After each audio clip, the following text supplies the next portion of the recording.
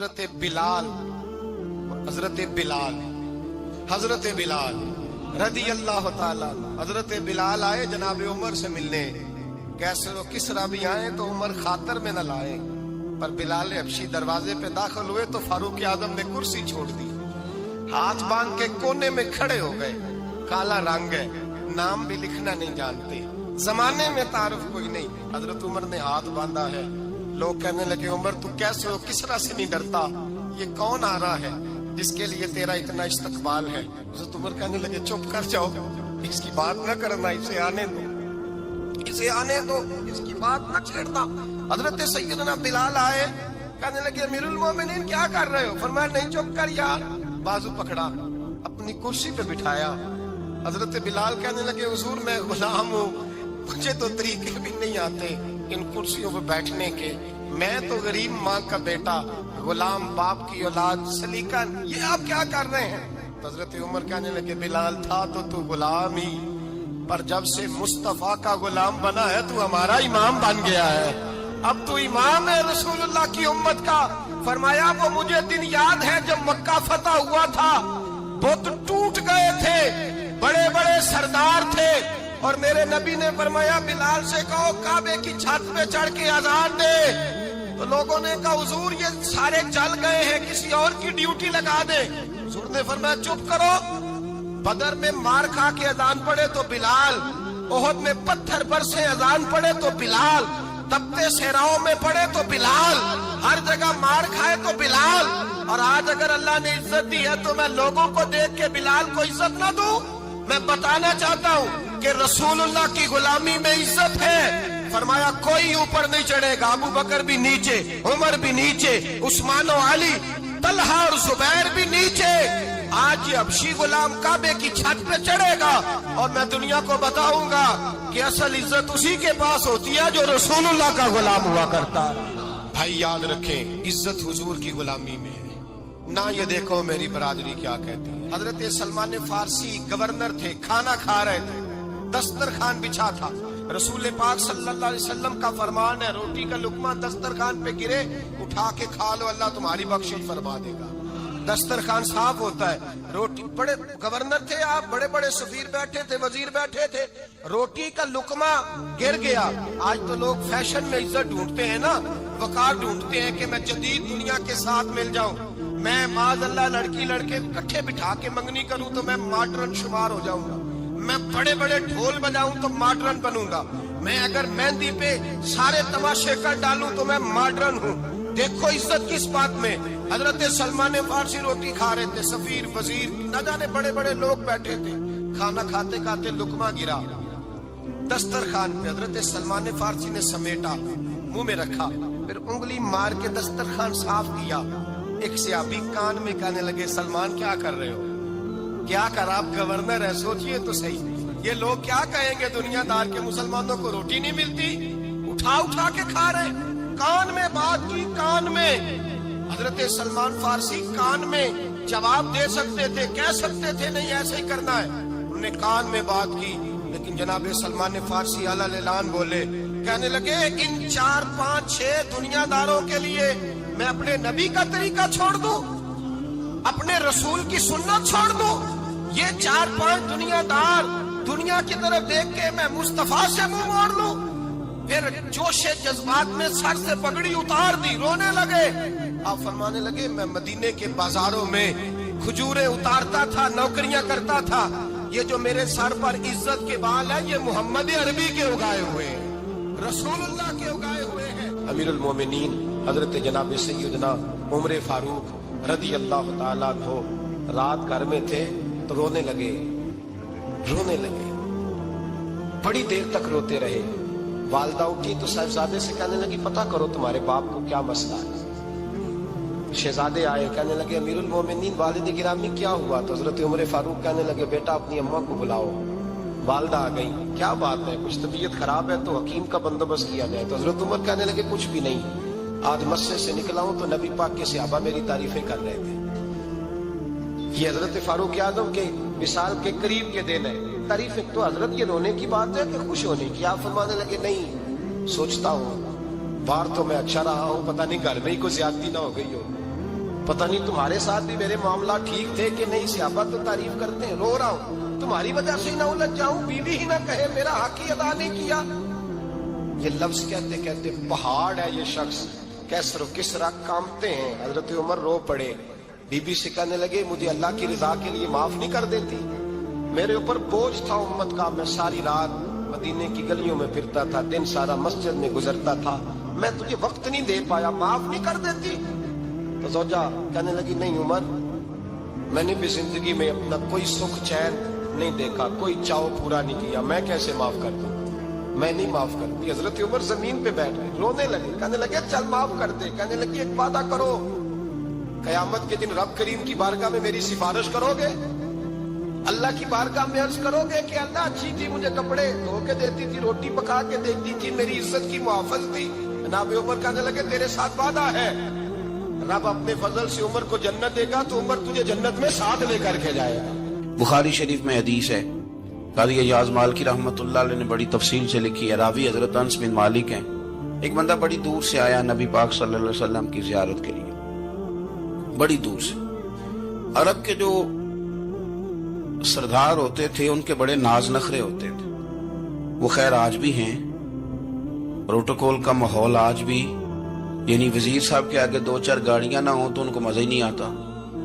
Police والے آگے پیچھے بھاگیں تو حالانکہ ان کو نہیں پتا کہ جو پولیس والے آگے پیچھے بھاگ رہے ہیں نا, یہ حکومت بدلی تو گرفتار کرنے بھی انہوں نے آنا ہے. لیکن وہ بڑا مزہ آتا ہے جب لوگ گاڑی کے پیچھے بھاگتے ہیں. کیا بات ہے جناب, بڑی بات.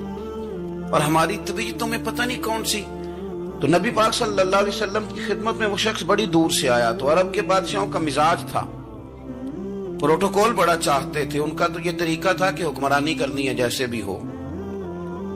اگر کسی غلام نے دھوپ میں بندھا رہ گیا, اونٹ اور چھاؤں میں نہیں باندھا تو درے مارتے تھے, اور اگر اس نے کھول کے باندھ دیا تو پھر بھی مارتے تھے. کہتے تھے اتنا سیانا ہو گیا تو انہیں پوچھا ہی نہیں, خود بخود ہی باندھ دیا. وہ شخص حضور کی بارگاہ میں آیا اور بہت سارے لوگوں کے پاس کیونکہ وہ جاتا تھا اپنے سربراہ کا پیغام لے کے, تو وہ کانپ رہا ہے جب حضور کی بارگاہ میں گیا, ڈر رہا ہے. اب ذرا بات کو سمجھنا, نبی پاک صلی اللہ علیہ وسلم نے اس سے فرمایا کیوں ڈرتے ہو؟ سادہ آدمی ہے, دیہاتی ہے, بدو ہے. اللہ کے رسول نے تھپ کی دی, کیوں ڈرتے ہو؟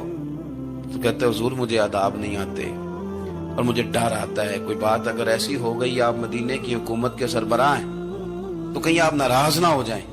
حضرت انس بن مالک فرماتے ہیں بات کہاں کی تھی, پہنچ کہاں گئی. جب اس نے یہ کہا نا کہ آپ تو حکومت کے سربراہ ہیں, کہیں کوئی غلطی نہ مجھ سے ہو جائے, تو نبی پاک کی آنکھوں میں آنسو آ گئے. حضور رونے لگے اور نبی پاک صلی اللہ علیہ وسلم فرمانے لگے نہ بھائی, تو کسی حکومت کے سربراہ کے پاس نہیں آیا, نہ تو اس بیٹے کے پاس آیا ہے جس کی ماں گوشت کے خشک ٹکڑے کھا کے بھی گزارا کر لے. میں تو ایک غریب ماں کا بیٹا ہوں.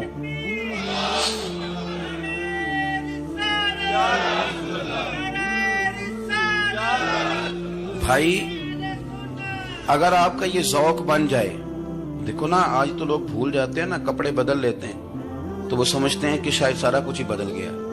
یعنی گاؤں سے آ کر پڑھنے والے بھول ہی گئے ہیں کہ کس کی ماں نے کتنا زیور بیچا تھا. لوگ بھول جاتے ہیں چیزوں کو, اپنے ماضی کو یاد رکھیں. یار صفائی کرنے والا صفائی ٹائم پہ کرتا ہے نا, تم چراغ تو صحیح جلاتے ہو نا.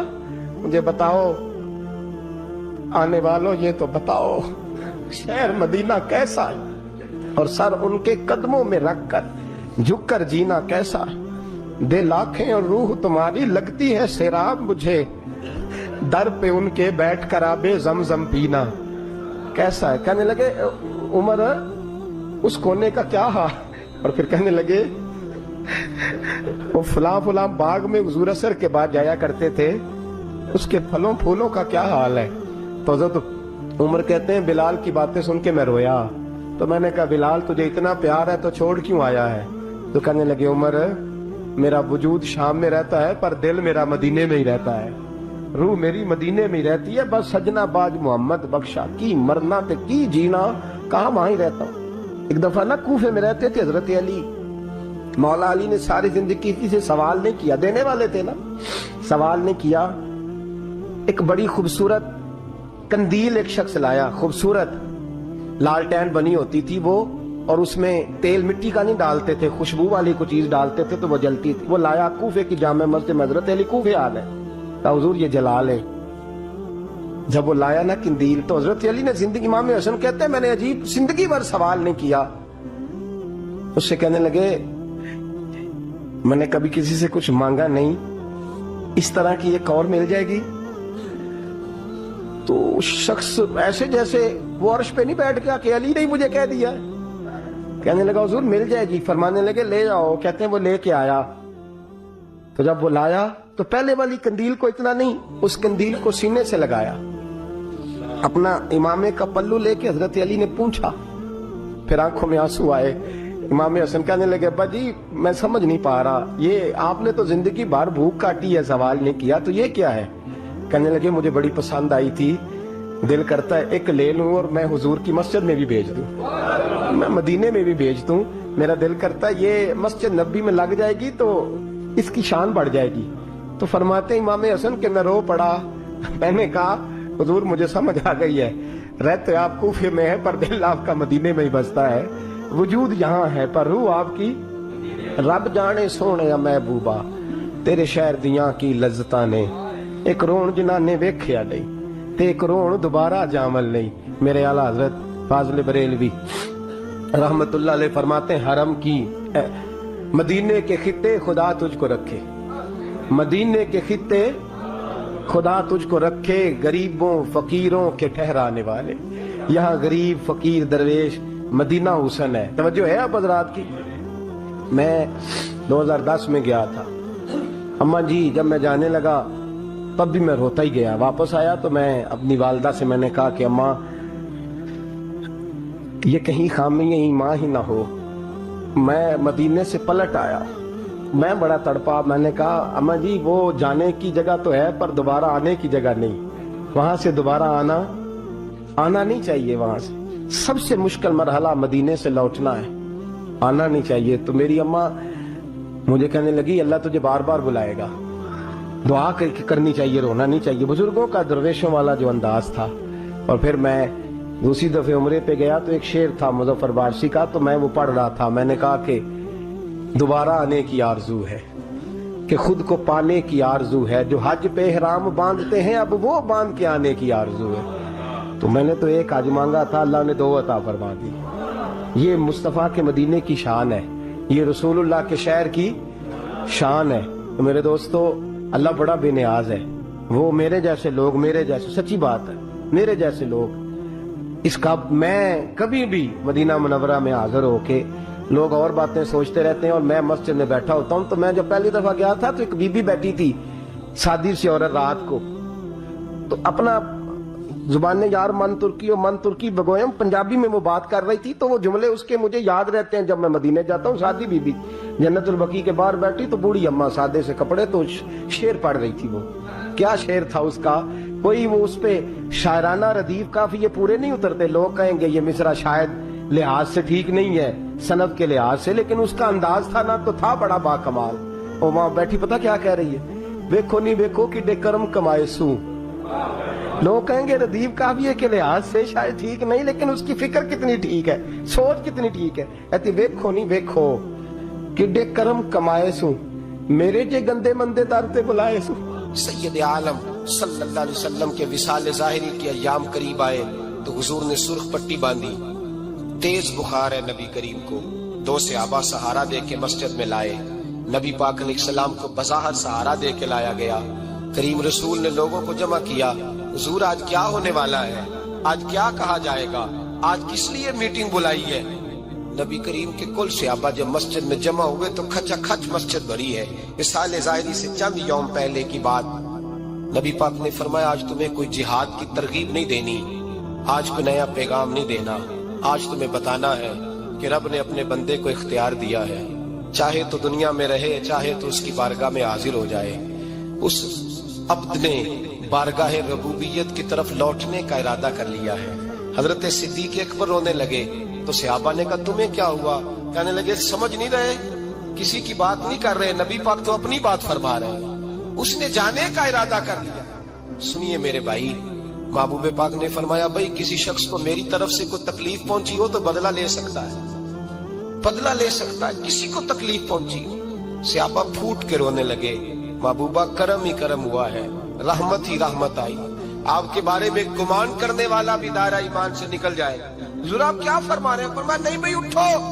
पीछे से जनाब अकाशा बिन मोहसन उठे, हाथ कांपते हैं, आगे बढ़े, कहने लगे या रसूल अल्लाह, एक जंग के मौके पर आपने दुर्रा मारा था, नंगी पीठ पर सफे सीधी कराते, बात दिल में रह गई है, मैंने बदला लेना है। नबी करीम ने फरमाया बिलाल दौड़ के जाओ, फातिमा के घर दुर्रा पड़ा है, दुर्रा लाओ।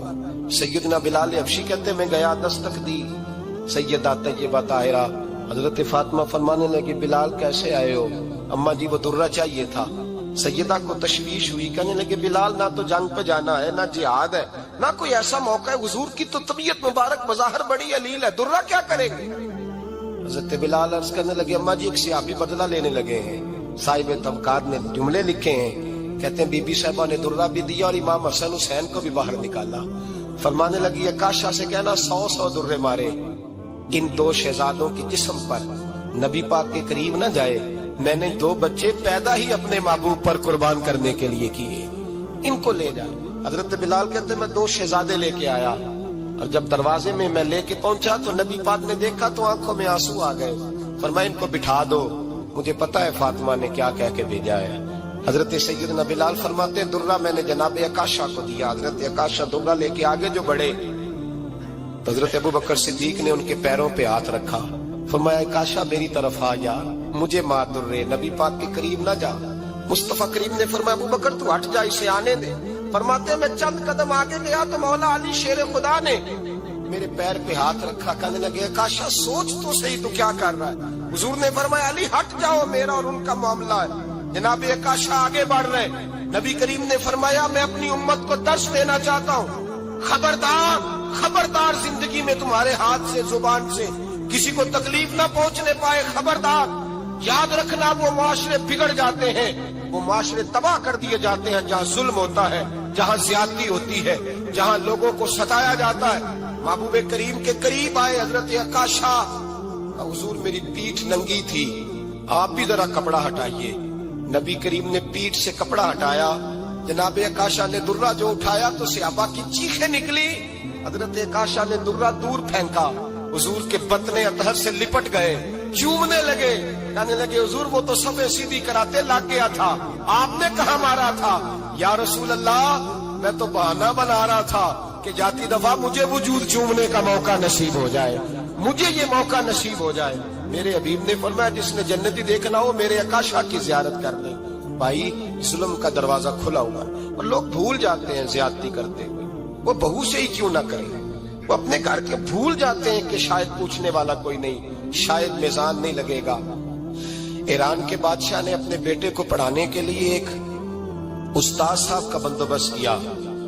उस्ताद साहब को कहा कि मेरे बच्चे को दीन पढ़ाइए, मैं चाहता हूं कल इसने इनाने हुकूमत को संभालना है तो ये दीन से आगाह हो जाए, इसको कुछ सिखाइए पढ़ाइए। बहुत नेक बुजुर्ग बड़े दरवेश आलिम पढ़ाने लगे, असबाक मुकम्मल हो गए, दीन के असबाक कुरान मजीद पढ़ाया, अहादीस तैयबा का दर्स दिया, उसूल फिका से रूशनास कराया। जब बच्चे ने मुकम्मल तालीम हासिल कर ली और आमीन हो गई, दस्तार हो गई, फारिग हो गए, तो फिर एक दिन उस्ताद साहब ने कहा बेटे कल तुमने जरूर आना है, कुछ बात करनी है। शहजादा गया मिलने उस्ताद साहब से, उस्ताद साहब ने कुंडी लगा ली, हाथ में दुर्रा पकड़ लिया, मार मार के पूरे वजूद को जख्मी कर दिया, कोई गलती नहीं, कोई बात नहीं, मारा। अब बच्चा आया आके बादशाह सलामत से कहा कि अब्बा जी समझ नहीं आई, बड़ा मारा है उस्ताद।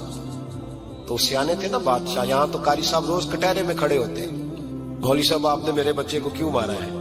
आप 8000 के मौलवी हैं, मेरा कई करोड़ का बच्चा है, सवेरे बदल लेंगे, खबरदार आपने बच्चे को हाथ लगाया, अपनी हैसियत में रहे माज़। जो कौमें उस्तादों को कटहरों में खड़ा करती हैं वो तरक्की नहीं कर पाती, जो उस्तादों को कटहरों में रोज खड़ा करते हैं। कहा अब्बा जी बड़ा मारा है, तो वालिद बड़े समझदार थे, कहने लगे बेटा उस्ताद बाप होता है, वो ज्यादती नहीं करता, कोई बात होगी मैं तेरे उस्ताद को कटहरे में नहीं बुलाऊंगा। अम्मा से बात की, अम्मा कहने लगी बेटा मैं तेरे बाप से कैसे बात करूं, डरा। वक्त गुजर गया, 22 साल बीत गए, 22 साल गुजर गए, بادشاہ کا انتقال ہوا, شہزادہ تخت پہ بیٹھا, پہلا حکم یہ دیا کہ میرے استاد کو بلاؤ. پہلا حکم. استاد جی بوڑھے ہو گئے تھے, چھڑی کے اوپر ٹیک لگا کے آئے اور بھویں سفید ہو کے جھک گئی تھیں. یوں آنکھ کھول کے بڑی مشکل سے دیکھا, کہنے لگے شہزادے حکم ہو.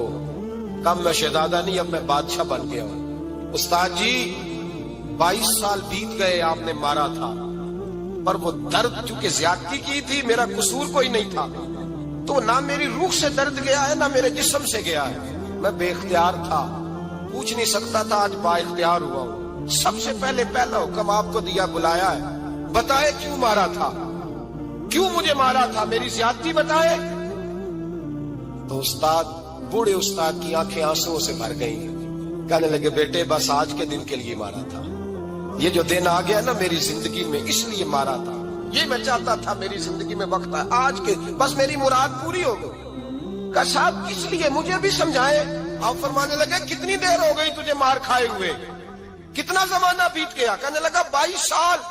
فرمایا زخم بھولے تو نہیں, درد ختم تو نہیں ہوئی, تمہیں بات 1 منٹ کے لیے بھی تمہارے حافظے سے محو تو نہیں ہوئی. کہ استاد جی روز رات کو یاد آتی, روز خیال آتا تھا. استاد کہنے لگے بھائی تو بے اختیار تھا, پوچھ نہیں سکا, 22 سال تجھے یاد رہا.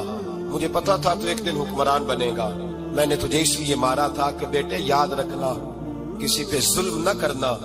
اگر تجھے 22 سال تک یاد رہا ہے تو جس پر تو ظلم کرے گا اسے بھی قیامت تک یاد رہے گا. اور یہ یاد رکھنا, تو آج با اختیار ہوا تو تو نے مجھے بلا لیا ہے, قیامت کے دن غریب با اختیار ہو جائیں گے, مظلوم با اختیار ہو جائیں گے. وہ با اختیار ہوں گے باللہ الواحد القہار, رب کریم کی بارگاہ کے اندر ان کا اختیار ہوگا, اکیلے اللہ کی حکمرانی ہوگی. پھر وہ بلائیں گے بڑے بڑے کچھ کلا, دنیا میں جن کی پگڑیاں اونچی تھی وہ سر جھکائے کھڑے ہوں گے. دنیا میں جو ڈکٹیٹر بنتے تھے ان کی پشتیں لال ہوں گی, ان کو غدار لکھا جائے گا, قیامت تک نہیں بھولے گا. ظلم کرنا تو سوچ سمجھ کے کرنا, اتنا کرنا جتنا تم سہ سکتے ہو, اتنی زیادتی کرنا جتنی قیامت میں تم برداشت کر سکتے ہو. میرے نبی کریم صلی اللہ علیہ وسلم نے فرمایا ظلم سے بچو, یہ قیامت کے اندھیروں میں سے ایک اندھیرا ہوگا. زندگی میں زیادتی نہ کریں. اگر تھوڑی دیر کے لیے کوئی چیز برداشت کر جائیں گے تو وہ فائدہ دے جائے گی, کچھ دیر کے لیے اگر سہ جائیں گے تو نفع مل جائے گا. سہنے کی کوشش کریں لیکن زیادتی نہ کریں. نظر کو, سوچ کو, ذہن کو پاک رکھیں. اور میرے بھائی زندگی پوری ظلم سے بچیں, زیادتی سے بچیں. آپ لوگوں کے ساتھ پیار کریں, آپ لوگوں کو موقع دیں, آپ تھوڑی سی اور کوشش کریں اس شخص تک جانے کی جو آپ کو مایوس نظر آ رہا ہے, پریشان نظر آ رہا ہے. یہ ہمیں میلاد والے محبوب صلی اللہ علیہ وسلم نے درس دی.